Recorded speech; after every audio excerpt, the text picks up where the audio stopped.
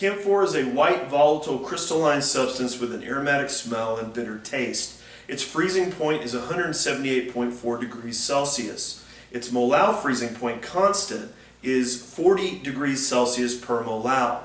Determine the freezing point of a solution containing 1.50 grams of a compound that has the molar mass 125 grams per mole dissolved in 35.0 grams of camphor.